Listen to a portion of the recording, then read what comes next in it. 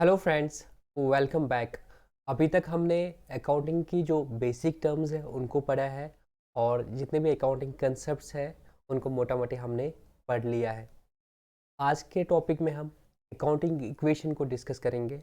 और इससे पहले कि हम मेन टॉपिक पे आ जाए, मैं ज़रा अपने बारे में एक छोटा सा डिस्क्लेमर दे दूं कि जिस तरह से आप मुझे नॉर्मली देखते हो, फुल ऑफ एनर्जी के साथ पढ़ाते हुए, मैं बहुत ज़ोर से पढ़ाता हूँ, इतना ज़ोर से पढ़ाता हूँ कि मेरे पेरेंट्स भी बोलते हैं कि थोड़ा आहिस्ता से बोला करो।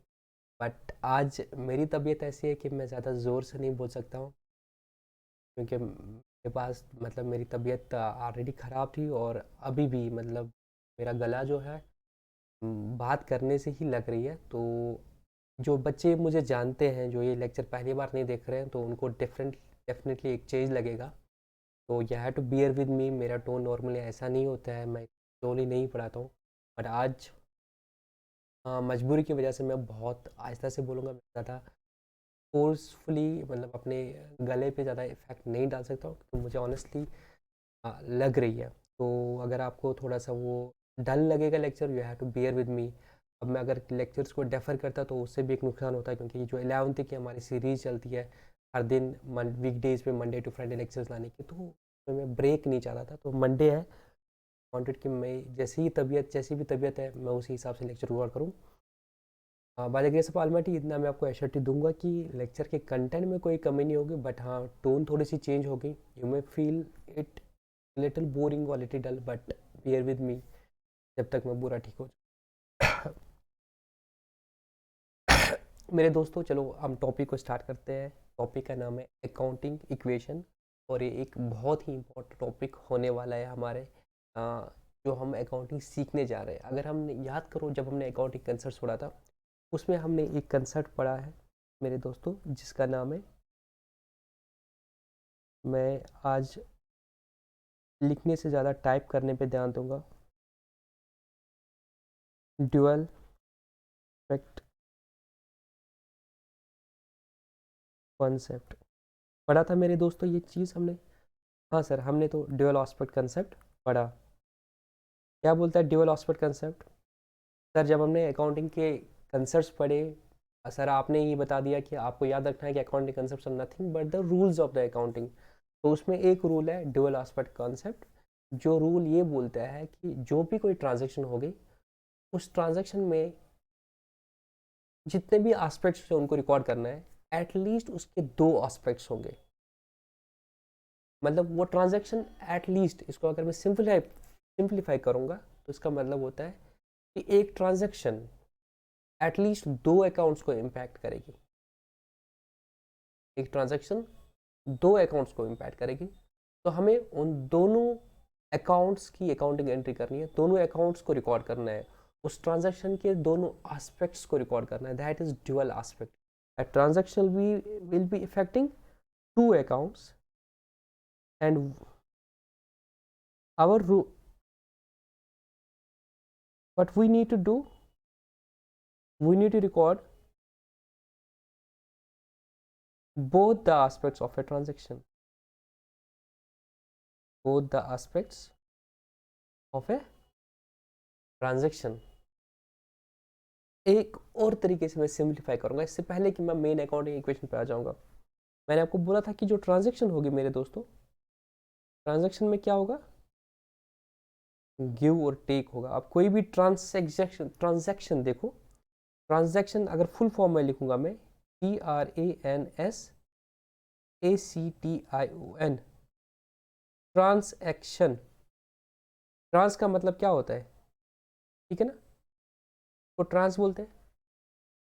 ट्रांस क्या निकले यहाँ से, दो एक्टिविटीज इन्वॉल्व हो रही है। एक क्यों किया, कोई चीज़ दी जाती है, कोई चीज़ ली जाती है, और एक चीज़। तो दो एस्पेक्ट्स इन्वॉल्व हो जाएंगे, एटलीस्ट दो एस्पेक्ट्स हो, तो आपको उस ट्रांजेक्शन के दोनों एस्पेक्ट्स को रिकॉर्ड करना है। That is dual aspect. तो इसको जब हम सिंप्लीफाई करेंगे, हम इस नतीजे पे पहुंचेंगे। मैंने ये ऑलरेडी एक जगह बताया है कि बिजनेस में आप जब कोई चीज़ लाओगे, क्योंकि हम बिजनेस की अकाउंटिंग करेंगे, तो बिजनेस में कोई भी चीज़ जो आएगी, जो अब बिजनेस की मानी जाएगी, उसको हम एसेट बोलेंगे। तो उस एसेट के लिए जो पैसा आएगा या तो वो मालिक देगा या तो बाहर से आया होगा, लोगों का पैसा होगा। जो मालिक का पैसा है मेरे दोस्तों, उसको हम बोलेंगे कैपिटल, उसको हम बोलते हैं कैपिटल। जो बाकी लोगों का, आउटसाइड्स का पैसा, उसको बोलेंगे लायबिलिटी। और जो चीज़ें फिर बिजनेस के पास आएंगी दैट इज एसेट। बिजनेस का अपना खुद कुछ नहीं है, तो बिजनेस को हमने बना दिया, उसमें जितने भी चीज़ें आ जाएंगी जो बिजनेस की प्रॉपर्टीज़ है, जिनको बिजनेस के एसेट्स बोलते हैं, तो उनके लिए पैसा कहाँ से आएगा? या तो मालिक अपना पैसा लगाएगा या तो फिर बाकियों से लोन लिया जाएगा। उसके बाद क्या होगा? ये तो पहले स्टार्टिंग की बात है, जब आप बिजनेस स्टार्ट करते हो तो ऐसा होगा। उसके बाद क्या होगा? आप सेल परचेज करते रहोगे तो आपके पास क्या आएंगे? बिजनेस के और क्या हो जाएंगे? रेवेन्यू हो जाएंगे, और बिजनेस के कुछ खर्चे हो जाएंगे। बिजनेस के कुछ रेवेन्यू हो जाएंगे, बिजनेस के कुछ खर्चे हो जाएंगे, और एट द एंड रेवेन्यू में से जब हम एक्सपेंसेस को लेस करेंगे, आप इसको नोट भी कर देना प्लीज। रेवेन्यू में से जब हम एक्सपेंस को लेस करेंगे तो हमें निकलती है फिर इनकम। इस इनकम को हम फिर क्या करते हैं मेरे दोस्तों? बिजनेस क्या करेगी इस इनकम को? समझ आई मेरी बात? इस बिजनेस के इनकम क्या करेगी? उसमें क्या होगा? पैसा होगा, तो वो पैसा बिजनेस में ही लगेगा कहीं ना कहीं, नहीं तो ओनर ड्राइंग की फॉर्म मिलेगा। तो ये जो इनकम बढ़ गई, इसको हम क्या करते हैं? इसको हम ओनर की कैपिटल से ऐड करते हैं। हम बोलते हैं ये जो प्रॉफिट है ये ओनर के पैसे से कमाया गया फाइनली, क्योंकि ओनर का रिस्क है इसमें, तो प्रॉफिट और लॉस जो भी होगा ओनर को दिया जाएगा एट द एंड। तो इस इनकम को हम क्या करते हैं? ओनर की कैपिटल से ऐड करते हैं। इसको हमने आगे भी पढ़ना है जब मैं मॉडर्न अप्रोच पढ़ाऊंगा, तो बट मैं अभी आपको इसके साथ लिंक करता हूँ, फिर आसानी हो गया हमारे पास। तो हमारी अकाउंटिंग इक्वेशन जो है वो इस तरह से चेंज होता है। ये asset is equal to capital plus liabilities, और फिर जब रेवेन्यू आता है प्लस रेवेन्यू माइनस एक्सपेंस, और revenue minus expense is equal to income. तो asset is equal to capital plus liabilities plus आप इनकम भी बोल सकते हो। इनकम हम फिर कैपिटल से ऐड करते हैं, और फॉर्मूला फिर वही बनता है, capital plus income plus liability. और जब इससे मिल जाता है तो एक तो कैपिटल क्या बोलते हैं, जो इनिशियली पैसा लाता है बिजनेसमैन वो, प्लस जब और इसमें इनकम आती है, मतलब सरप्लस प्रॉफिट जो है, फिर इसको आप पढ़ोगे कहीं कहीं बुक्स में, इसको बोलते हैं फिर वो इक्विटी। क्या बोलते हैं? इक्विटी। तो कहीं कहीं आप देखोगे फॉर्मूला होगा ऐसे लिखा है, asset is equal to equity plus liabilities. ठीक है, आप खाली कैपिटल को भी इक्विटी बोल सकते हो। कहीं कहीं जैसे कंपनी की बात होती है, कंपनी में शेयर्स को इक्विटी बोलते हैं, तो वहां पे डायरेक्टली इक्विटी होता है, बट सोल प्रॉपर्टी में नॉर्मली आप कैपिटल बोलते हो।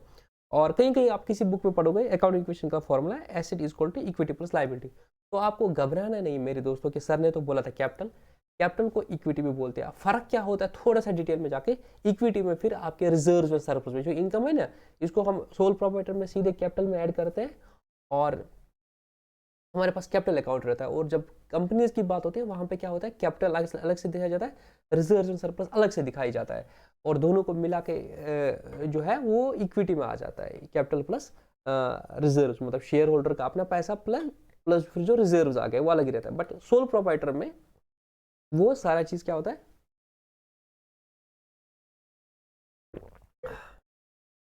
वो सारा चीज क्या होता है मेरे दोस्तों, कैपिटल में ही ऐड होता है। तो अकाउंटिंग इक्वेशन की आपकी कहीं पे लिखेगा अकाउंट, मतलब asset is equal to capital plus liability, और कहीं पे लिखा है asset is equal to equity plus liability. तो दोनों ठीक है, कोई गलती की बात नहीं है।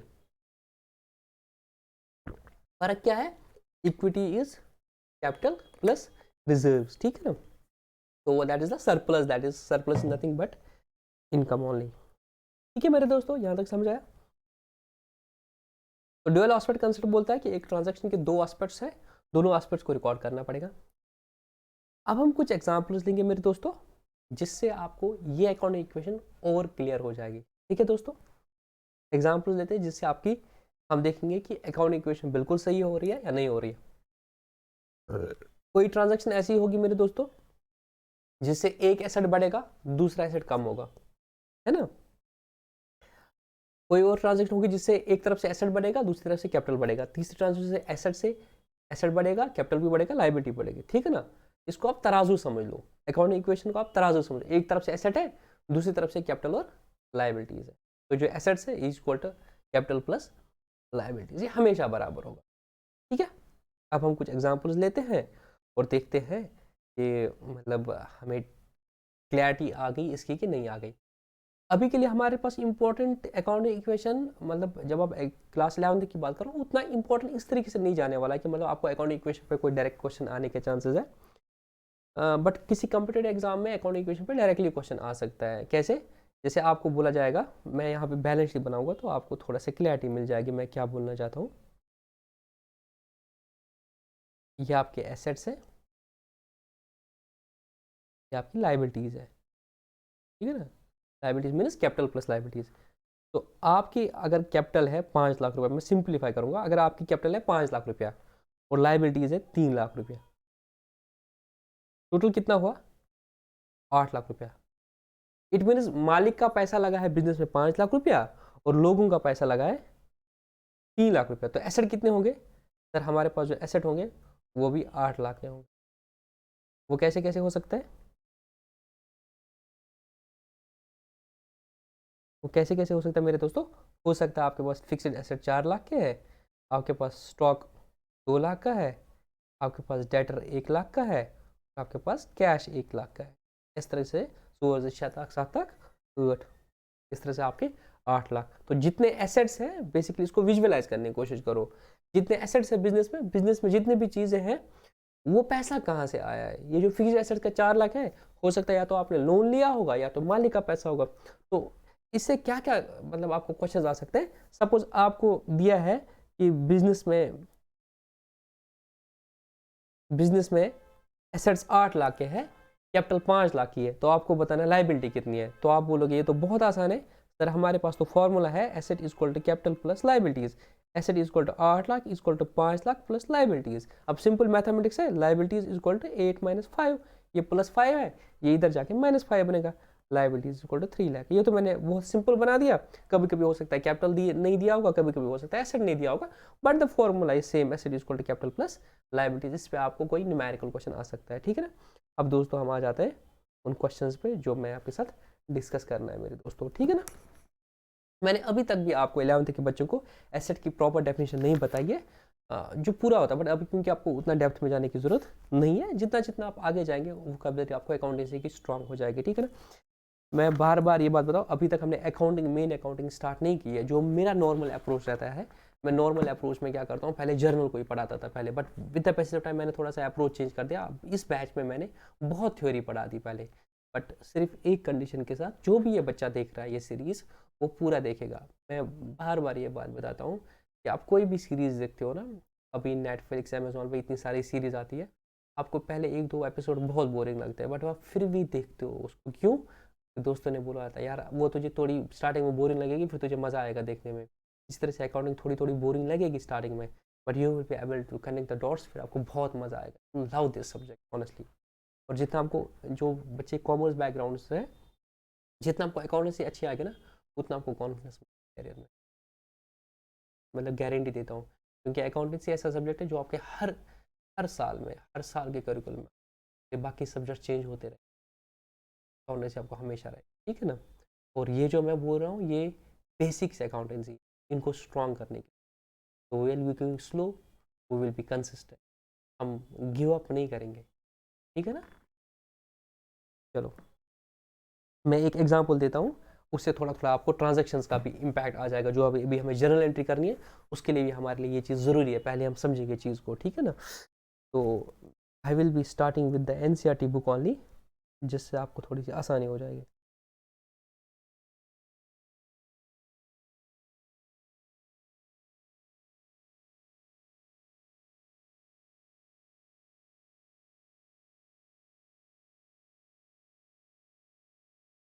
चलो let me right it for you. चलो आई होप आपको दिख रहा है। Rohit started business with A capital of 5 lakh. ठीक है भी दोस्तों, उसने 5 लाख से कैपिटल 5 लाख कैपिटल से क्या किया, उसने बिजनेस स्टार्ट कर दिया। अब क्या है मेरे दोस्तों, अगर हम इसको अकाउंटिंग इक्वेशन में डालेंगे, ये थोड़ा सा चाहिए पीडीएफ।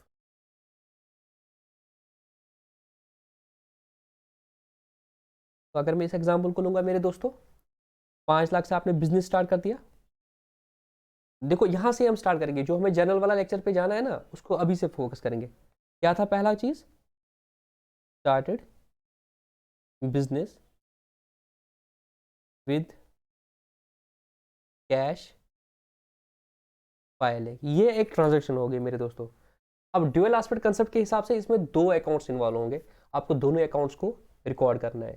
तो जब भी आपको अकाउंटिंग करनी है ना, तो सबसे पहली चीज क्या होती है अकाउंटिंग में? आइडेंटिफाई कर देना।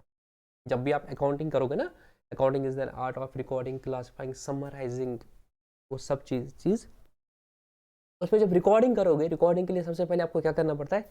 आइडेंटिफाई करना है। आइडेंटिफाई क्या करना पड़ता है? आइडेंटिफाई करना है वो कौन से अकाउंट है जो इन्वॉल्व हो गए। ड्यूअल एस्पेक्ट वही बोलता है, एटलीस्ट 2 अकाउंट्स इन्वॉल्व होंगे।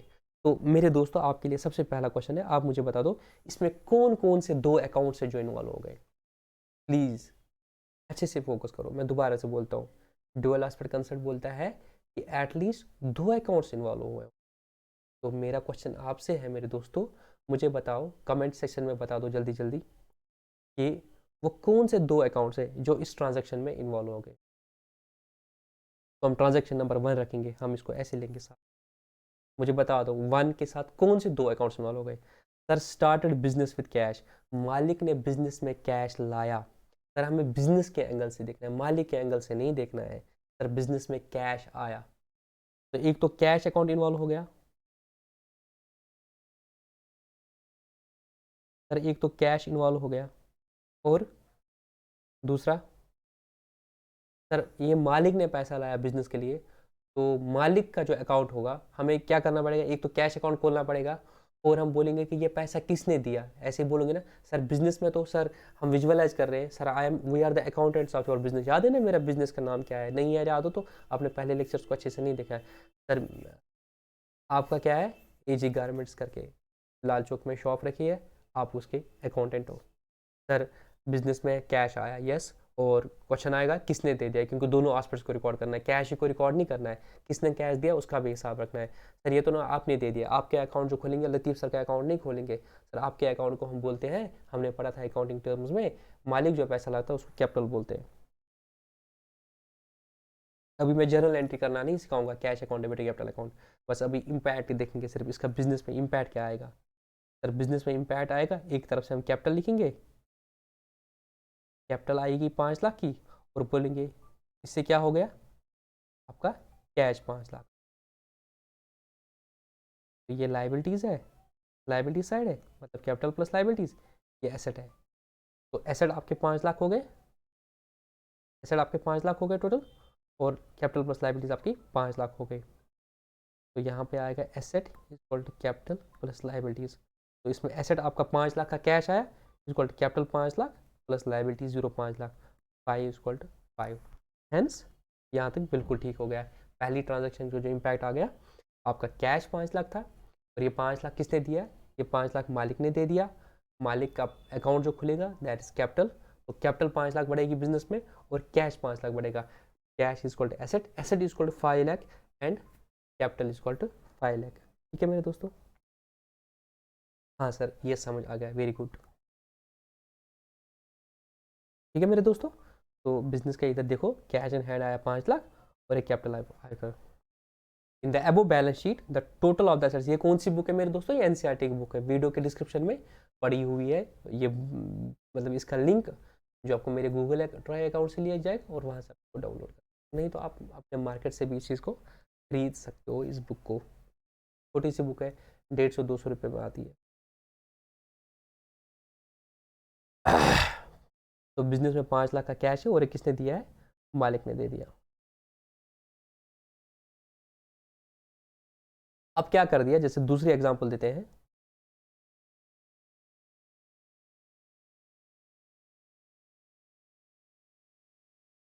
दूसरी एग्जांपल देते हैं। अब क्या किया इसने? Opened a bank account in the SBI with an amount of 4,80,000। तो अब क्या किया बिजनेस ने, इस ओनर ने क्या किया, ने SBI में अकाउंट खोला, इसके पास 5 लाख रुपए थे, तो उसमें इसने 4,80,000 रुपीज़ डिपॉजिट कर दिए। तो इसने बिजनेस का एक बैंक अकाउंट खोला। तो जो इसने बोला 5 लाख कैश, अभी तो बिजनेस स्टार्ट नहीं किया है, तो इस कैश को काउंटर में रखना ठीक नहीं होगा, तो बैंक अकाउंट खोलते हैं बिजनेस के नाम का। तो बिजनेस का एक अकाउंट खोल दिया बैंक में, ठीक है, बैंक में गए तो बिजनेस का अकाउंट खोला, अपना पर्सनल अकाउंट नहीं खोला, बिजनेस का अकाउंट खोला SBI में। अब इसमें क्या हो जाएगा, अगेन 2 अकाउंट्स इन्वॉल्व हो जाएंगे। अब इस ट्रांजेक्शन से जो आपने कैश डिपॉजिट किया, अब क्या होगा, बिजनेस से ये कैश निकल गया, कहाँ गया, बैंक में गया। तो एक तो कैश इन्वॉल्व हो जाएगा, और सर एक SBI इन्वॉल्व हो जाएगा। हम SBI का एक अकाउंट खोलेंगे, तो SBI में अकाउंट खोलेंगे, है ना, वो जो हमें फिर पासबुक देते हैं, जो भी देते हैं, हम अपनी बुक्स में भी एक अकाउंट खोलेंगे, SBI खाता। एक खाता होगा कैश अकाउंट, एक हमारा अकाउंट बनेगा कैश अकाउंट, और दूसरा अकाउंट हम बनाएंगे अपने बुक्स में SBI अकाउंट, कि जो हमारा बैंक में पैसा है उसका हिसाब रखेंगे। तो ये कैश अकाउंट भी मेरा एसेट रहेगा, और SBI जो मेरा पैसा पड़ा हुआ है वो भी तो बिजनेस का ही पैसा पड़ा हुआ है, वो एसेट है। तो अब इस ट्रांजेक्शन में क्या हो जाएगा, सर मेरा जो 4,80,000 का कैश है वो कम हो जाएगा, और मेरा क्या है, 4,80,000 का बैंक बैलेंस बढ़ेगा, यही होगा। तो मेरे दोस्तों हमें क्या करना पड़ेगा यहाँ पे, सर हमें यहाँ पे 2 अकाउंट अपनी बुक्स में और ऐड करने पड़ेंगे। एक तो ऑलरेडी है कैश, और एक और अकाउंट हम अपने लेजर्स में बनाएंगे, SBI अकाउंट, जिसमें हमने जो बैंक में पैसा रखा है उसका हिसाब रखेंगे। तो हम बोलेंगे मेरा कैश 4,80,000 कम हो जाएगा, और मेरा बैंक बैलेंस बढ़ेगा 4,80,000। इसके बाद अगर मैं बनाऊंगा अपनी बैलेंस शीट, तो मेरी बैलेंस शीट कुछ इस तरह से बनेगी। मेरे पास इस तरफ से कैपिटल होगी 5 लाख की, क्योंकि कैपिटल पे तो कोई फर्क पड़ेगा नहीं मेरे दोस्तों, कैपिटल में 5 लाख आएगी। और मेरा कैश कितना बचेगा, सर आपका कैश था पहले 5 लाख, उसमें से 4,80,000 चले गए, तो सर कैश बचा 4,20,000। और आपका बैंक अकाउंट है, SBI बैंक अकाउंट जो है, उसमें आपके 4,80,000 है, वो भी आपका एसेट है, वो भी आपका पैसा ही है बैंक के पास, so that is your asset. तो एसेट की जो डेफिनेशन है थोड़ा सा मैं और इंट्रोड्यूस कराता हूँ। एसेट होता है वो कोई economic resource of the business जिससे आपको फ्यूचर इकोनॉमिक बढ़ सके, और वो सारी चीज़ें जो आपकी क्लेम्स है बाकी पार्टीज के, बाकी जो आपका डेटर है, that is not an economic resource ना, that is not something which you can control, जिससे आपको future, but that is your claim on a person, जिससे आप पैसा ले सकते हो। इस तरह से बैंक में आपका पैसा पड़ा हुआ है, that is cash and cash equivalent, मतलब चाहे आपके पास कैश में है या आपके बैंक अकाउंट में। जैसे आजकल के ज़माने में आप सब लोगों का नेट बैंकिंग होती है, MP ये सारी चीज़, मोबाइल बैंकिंग, तो आपको बोलते हो मेरे पास कैश हो या बैंक में है, एक ही बात है, क्योंकि दुकानदार को देना पड़ेगा, उसको बोला तशुआ MPA चालान, आपका MP चलता है, मतलब MP हम कश्मीर में यूज़ करते हैं, क्योंकि JK बैंक की ऐप है MP, या यहाँ पे आप बोलोगे, आप बोलते हैं पेटीएम है आपको, तो directly bank to bank transfer करते हैं। तो कैश इन हैंड हो या कैश इन बैंक है, एक ही बात है। तो यहाँ पे मैंने कहा कि मेरे पास कैश इन हैंड था 5 लाख, उसमें से मैंने 480 रखा अभी बैंक में, मैंने बोला फिर सेफ भी रहेगा, वहाँ पे 20,000 मैंने रखा छोटे मोटे खर्चों के लिए। तो अब मेरी पोजिशन क्या रहेगी, मेरी लाइबिलिटीज कैपिटल 5 लाख है, मेरी लाइबिलिटी 0 है, टोटल मेरा capital plus liabilities is 5 lakh, और मेरे पास कैश है 20,000, और बैंक में है 4,80,000, तो वो भी मेरा ही पैसा है, 480 प्लस 20,000 इज 5 लाख। तो asset is equal to capital plus, जहाँ पे लाइबिलिटी 0 है। समझ आ रहा है मेरे दोस्तों, मैं स्लो जा रहा हूँ क्योंकि आप लोगों की बेस अच्छे से बनानी है, ठीक है दोस्तों। अब देखो, अब इसके बाद एक और ट्रांजेक्शन हुई है, मैं थोड़ा इसको जूम करता हूँ।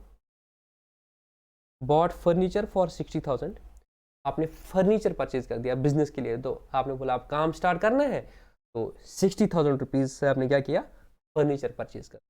जब आपने फर्नीचर परचेज कर दिया 60,000 रुपीज़ से, और आपने उसको कैश दे दिया, कि आपने उसको बैंक से पेमेंट कर दी, तो आपने उसको क्या किया, चेक दे दी। अब चेक क्या होता है मेरे दोस्तों, पता है आपको चेक क्या होता है?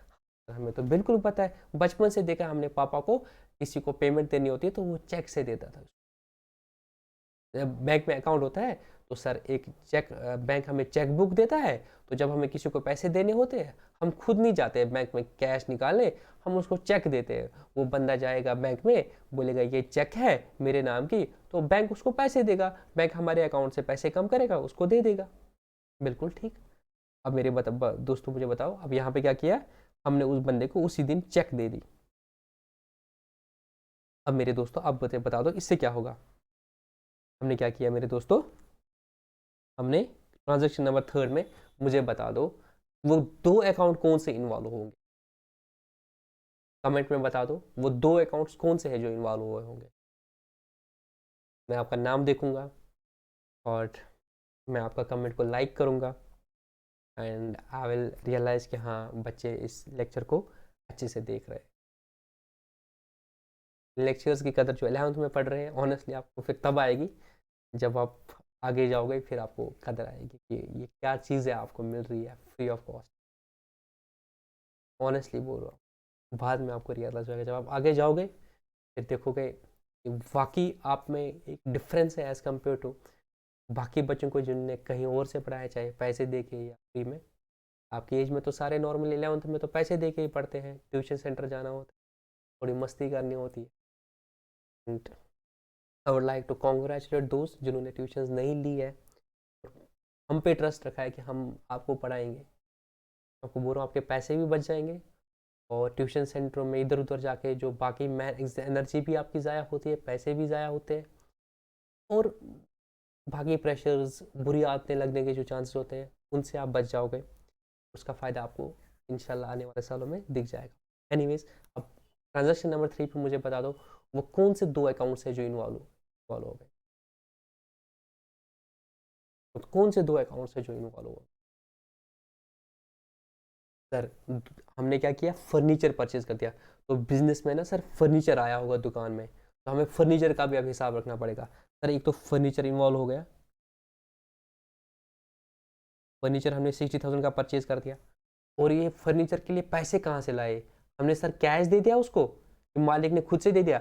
नहीं सर, जो हमने बैंक में अकाउंट खोला था ना, हमने उसको चेक दे दिया। तो उससे क्या होगा ना सर, जो हमारा बैंक बैलेंस है वो कम होगा। जब वो निकालेगा चेक से तो हमारा बैंक बैलेंस कम, अभी नहीं निकाला उसने, बट हम अपनी बुक्स में तो रखेंगे ना हिसाब कि मेरा बैंक बैलेंस का। अगर मैं उसको कैश देता तो मैं बोलता मेरा कैश कम हो जाएगा। सर मैंने उसको चेक दे दिया, चेक वो मेरे बैंक में लगाएगा तो मेरे बैंक अकाउंट से पैसा कम हो जाएगा। तो सर मेरा बैंक इन्वॉल्व हो गया 60,000। अब मैं ऊपर में ये रखूंगा ताकि हमारा वो थोड़ा सा जगह बचेगा। अब क्या होगा मेरे दोस्तों, जब वो जाएगा बैंक में तो मतलब मैं अपनी बुक्स में अभी रखूंगा कि मेरे पास क्या हो गया, मेरे पास फर्नीचर आया, मेरे पास अब फर्नीचर आया 60,000 का, मेरे पास फर्नीचर आया 60,000 का। और और क्या हो गया सर, हमारा ना बैंक में अब बैलेंस कम होगा। बैलेंस था 4,80,000, उसमें से हमने 20,000 उसको दे दिए, ये 60,000 उसको दे दिए। तो अब मेरा बैंक में कितना बचेगा, 4,20,000। तो बैंक में बचेगा 4,80,000 20,000। तो अब क्या हो गया, टोटल एसेट्स मेरे कितने,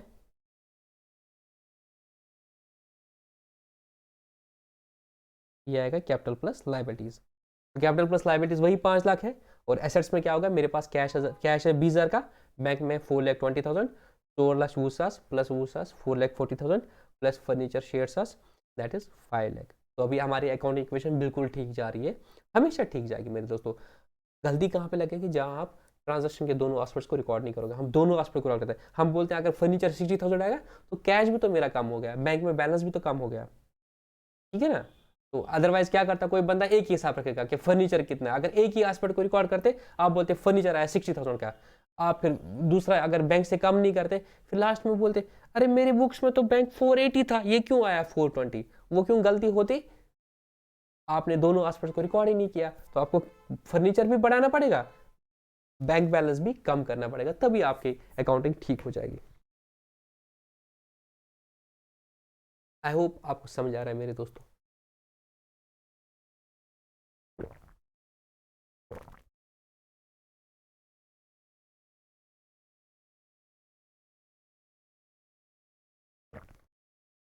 कोई भी सजेशन होगी लेक्चर्स को लेके, कहीं पर समझ नहीं आता होगा तो आप कमेंट में लिख सकते हो।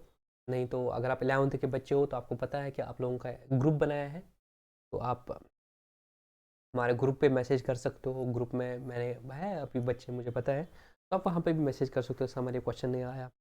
तो अभी तक अगर आप उस ग्रुप में नहीं हो, 11th के बच्चे की बात करो जो 11th में पढ़ रहे, बाकी और को वो प्लीज़ कमेंट्स में ही पूछ लेना जो भी उनको पूछना है। तो अगर अभी भी आपको मेरा नंबर नहीं है तो ये मेरा नंबर है, मैं लिख रहा हूँ 9711 3743। तो आप इसमें मुझे व्हाट्सएप पे मैसेज कर देना कि सर हम 11th के बच्चे, हमें ग्रुप में ऐड कर दीजिएगा, और फिर वहाँ पे क्वेश्चन पूछा, ठीक है ना। वेरी गुड, चलो आगे चलते हैं।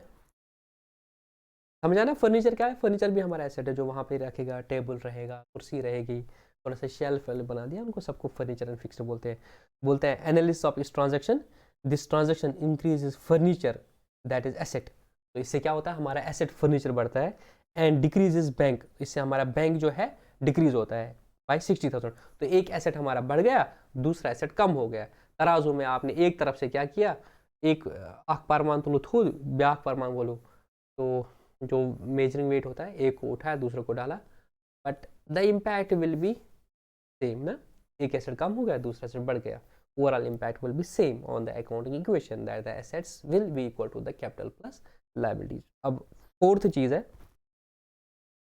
मतलब this is our transaction number fourth, इसमें एग्जाम्पल नंबर थर्ड है, क्योंकि पहले तो इसने बेस ले ली कि आपने 5 लाख से बिजनेस स्टार्ट कर दिया, ठीक है। अब इसने बहुत plant and machinery, plant and machinery बोलते हैं, प्लांट एंड मशीनरी ये हमारा एसेट होता है। जैसे आपको ऐसी चीज़ है, फैक्ट्री है, अगर आप मैन्युफैक्चरिंग एंटिटी में, तो आपको मशीनरी भी खरीदनी पड़ेगी जहाँ से आप मैन्युफैक्चरिंग करोगे। इसने क्या किया, इसने क्या कर दिया, इसने प्लांट एंड मशीनरी परचेज कर दी 1,25,000 की, और 1,25,000 की इसने प्लांट एंड मशीनरी परचेज कर दी। तो प्लांट एंड मशीनरी मेरा क्या रहेगा सर, प्लांट एंड मशीनरी अब बिजनेस में आएगा तो वो तो बिजनेस का एसेट है, तो वो बिजनेस की प्रॉपर्टी बनेगी, 1,25,000 की बिजनेस में एक एसेट बनेगा 1,25,000।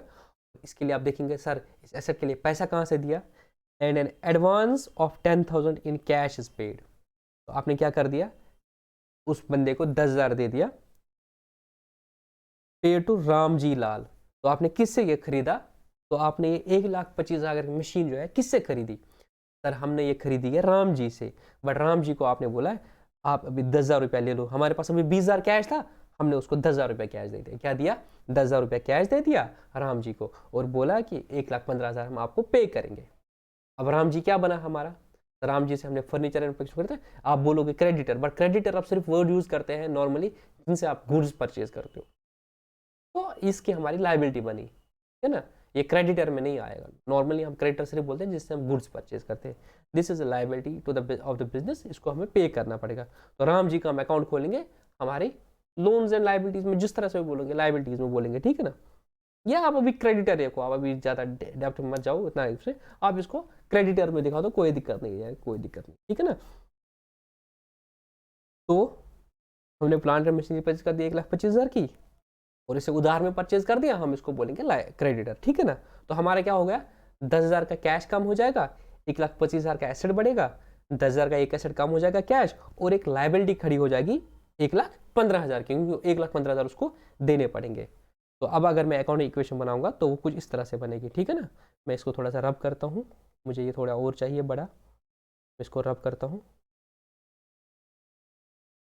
अब क्या हो गया मेरे दोस्तों,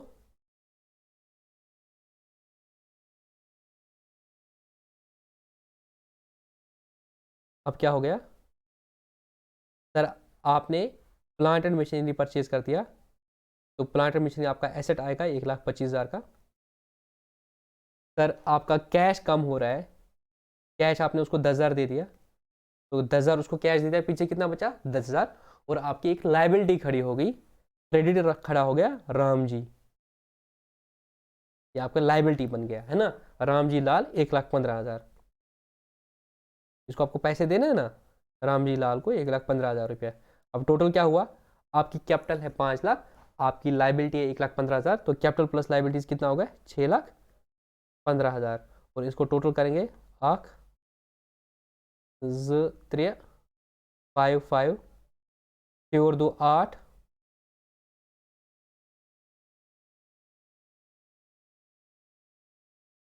10 10 3 आख 4 आख 5 आख 6,15,000, ठीक है ना। 4 8 और 10 11, एक कैरी, 4 और 5 और 6, 6,15,000। तो कैपिटल प्लस लाइबिलिटीज इक्वल 6,15,000, और assets is equal to 6,15,000। Accounting equation अभी भी इंटैक्ट है। समझ आई मेरी बात दोस्तों? हाँ सर, हमें बिल्कुल समझ आ गया। बोर तो नहीं हो रहे हो? नहीं सर, हम बिल्कुल बोर नहीं हो रहे, हमें मज़ा आ रहा है पढ़ने में। तो analysis of this transaction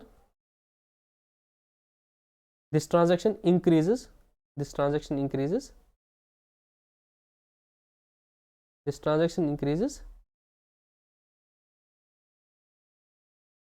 plant and machinery and decreases cash by 10,000 and increases creditor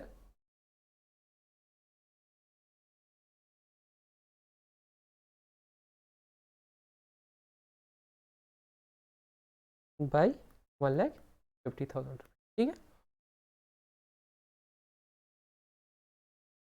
हाँ, अब इसके बाद इनकी एग्जाम्पल नंबर 4, हमारी transaction number 5, goods purchase from Sumit traders. Sumit traders आपने गुड्स परचेज कर दिए 55,000 के। आपने अब गुड्स परचेज कर दिए सुमित ट्रेडर्स से, तो इसमें क्या क्या अकाउंट इन्वॉल्व हो गए सर? हमारा क्या होगा इस चीज़ से? नॉर्मली जब अकाउंट्स की बात करेंगे तो हम जो गुड्स को अकाउंट खोलते हैं, गुड्स के लिए, जिन गुड्स क्या होते हैं मेरे दोस्तों, जिनमें आप डील करते हो, जिन चीज़ों में आप डील करते हो उनको गुड्स बोलते हैं। तो उससे हमारा क्या हो जाएगा सर? परचेज बढ़ेगा।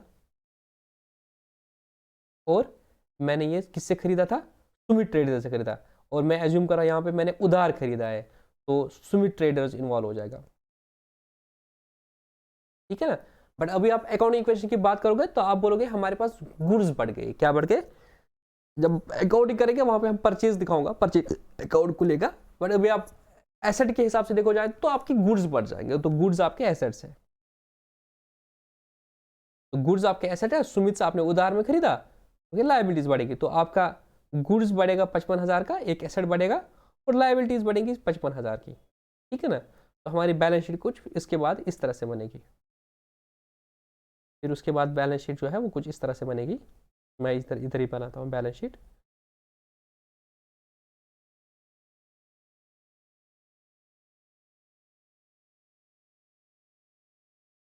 देखो अब क्या होगा बैलेंस शीट पे। यहाँ पे सुमित ट्रेडर आपकी लाइबिलिटी आएगी, सुमित ट्रेडर 55,000, और यहाँ पे आपका स्टॉक आएगा, आप इसको स्टॉक बोल सकते हो 55,000 की। ठीक है ना? हालांकि जब आप अकाउंटिंग करते हो तब आप अकाउंटिंग इक्वेशन ऐसे ऐसे नहीं बनाते हो, बैलेंस शीट लास्ट में बनती है। बट अभी हम दिखाते हैं आपको कि अगर एसेट बढ़ेगा तो इसके कॉरस्पॉन्डिंग क्या होगा, या तो एसेट कम हो जाएगा, या तो लाइबिलिटी बढ़ेगी, या तो कैपिटल बढ़ेगा, या तो इस तरफ से कोई चीज़ बढ़ेगी तो इस तरफ से भी बढ़ेगी, नहीं, या तो इस तरफ से कम होगी, इस तरफ से कम होगी, या इधर क्या होगा, कोई चीज़ यहाँ ही बढ़ेगी, कोई चीज़ यहाँ ही कम होगी। तो जो भी ट्रांजेक्शन हो गई उनका इम्पैक्ट अकाउंटिंग इक्वेशन पे इस तरह से पड़ेगा कि कोई फर्क नहीं पड़ेगा, इस तराजू में कोई फर्क नहीं पड़ेगा। वो हमें बेसिकली समझना है। जब जब तो क्रक्स का निकला, जितने भी एसेट्स है इनके लिए जो पैसा आएगा, या तो मालिक का पैसा लगेगा या तो लोगों का पैसा लगेगा। ठीक है मेरे दोस्तों? तो बोलता है इस ट्रांजेक्शन के क्या होगा, इस transaction increase goods that is assets and increase liabilities 55,000। उसके बाद गुड्स कॉस्टिंग 25,000, जो हमने 55,000 के गुड्स परचेज कर दिए, उसमें हमने क्या कर दिया, goods costing 50,000, 25,000 sold to Rajni enterprises for 35,000। तो आपने 25,000 के गुड्स 35,000 में भेजे, तो आपका क्या हो जाएगा, 10,000 का फायदा हो जाएगा।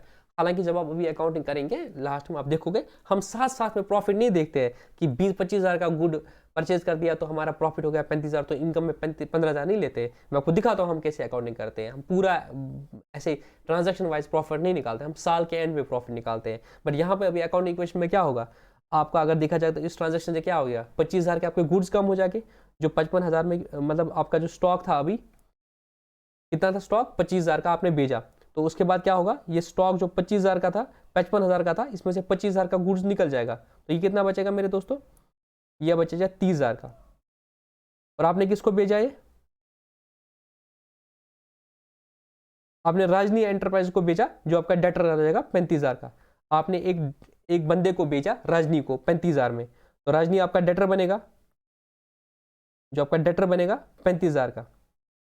तो 25,000 का कम हो गया, 35,000 का बढ़ेगा, तो कॉरस्पॉन्डिंग क्या हो गया आपका, 10,000 का फायदा हो जाएगा। वो आप कैपिटल में ऐड करोगे प्लस प्रॉफिट 10,000। बट वो अभी नहीं करते हैं, एक ही ट्रांजेक्शन को साथ साथ में नहीं करते, अकाउंटिंग दूसरे तरीके से करते हैं। बट अभी हम सिर्फ आइडेंटिफाई कर रहे हैं उस ट्रांजेक्शन के सारे एस्पेक्ट को रिकॉर्ड करना। तो आप बोलोगे फिर एट द एंड आपका क्या हो जाएगा, ओनर की जो इक्विटी है, ये पूरा मिला के इक्विटी बोलते हैं, इक्विटी आपकी 5,10,000 हो जाएगी, और आउटसाइडर का जो लायबिलिटी है वो आपका इतना बनेगा, टोटल जब इसको करोगे वो बराबर होगा। तो बोलता है इससे क्या होगा, उसके बाद जब आप देखोगे आपकी कैपिटल जो आउटसाइडर्स क्लेम है, एक तो होता है ओनर का क्लेम और दूसरा होता है आउटसाइडर क्लेम। तो आउटसाइडर क्लेम आपका कितना बनेगा मेरे दोस्तों, आउटसाइडर क्लेम आपका बनेगा 1,70,000 और इसका बनेगा 5,10,000, टोटल 6,80,000। और यहाँ पे क्या हो जाएगा, कैश आपका बचा है 10,000, बैंक में आपका बचा है 420, डेटर आपके बचे 35,000, स्टॉक आपका बचा है 30,000, फर्नीचर आपका 60,000 और प्लांट एंड मशीनरी 1,25,000, टोटल हो गया ये 6,80,000। तो अगर देखा जाए तो in terms of account equation, asset जो आपके 6,80,000 है, आपके पास जो ये चीज़ें बची है 6,80,000 रुपीज़, इसके लिए जो पैसा आया है, मालिक का पैसा है 5,10,000 और आउटसाइडर्स का पैसा है 1,70,000। कभी कभी कहीं आप देखोगे ये नॉर्मली बैलेंस शीट का फॉर्मेट होता है, ठीक है ना, इसको हम इस तरफ से लायबिलिटीज रखते हैं और हम बोलते हैं जो कैपिटल भी है बेसिकली ये भी बिजनेस की लायबिलिटी है। मैंने आपको बोला था ना, कैपिटल भी क्या है, बिजनेस की लायबिलिटी है, बट ये इंटरनल लायबिलिटी है, ये इंटरनल लायबिलिटी और ये एक्सटर्नल लायबिलिटी है। तो कहीं कभी आप पढ़ोगे, कभी कभी आप पढ़ोगे, आपने ये चीज भी देखा होगा कहीं कहीं, asset is equal to equities खाली। तो फिर नहीं बोला सर आपने तो बोला था इक्विटी होता है ओनर का, कहीं कहीं asset is equal to equities होता है। तो ये बोलते हैं जो क्लेम्स अगेंस्ट द एसेट्स है, बिजनेस के जो एसेट्स है, इनके ऊपर जो लोगों के क्लेम्स है, वो ओनर भी तो लोग ही है ना, बंदा ही है ना, तो उनको इक्विटीज बोलते हैं। फिर हम बोलते हैं इक्विटीज दो तरह की होती है, एक होती है इंटरनल इक्विटीज, दूसरा होता है external equities. Equities are the claims against the assets of the business, जो बिजनेस के एसेट्स है उनके अगेंस्ट जो क्लेम्स जिन जिन के है उनको इक्विटीज बोलते हैं। तो इक्विटीज या तो इंटरनल इक्विटी होता है या एक्सटर्नल इक्विटी होता है। इंटरनल इक्विटी क्या होता है, कैपिटल। एक्सटर्नल इक्विटी हम क्या बोलते हैं, लायबिलिटीज। ये भी एक तरीका है इसको समझने का।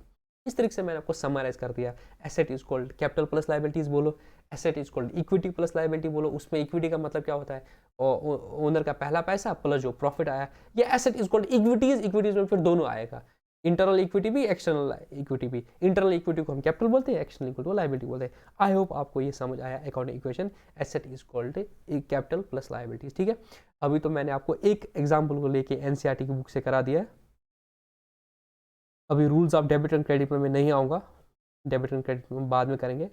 बट कल मैं क्या करूँगा, कल मैं अगेन अकाउंटिंग इक्वेशन पे कुछ और एग्जांपल्स लूँगा जो आपकी जेके बोस की बुक है। अगर आपके पास अभी भी बुक नहीं है तो आप अगर जम्मू कश्मीर बोर्ड के हो खरीद सकते हो बुक को।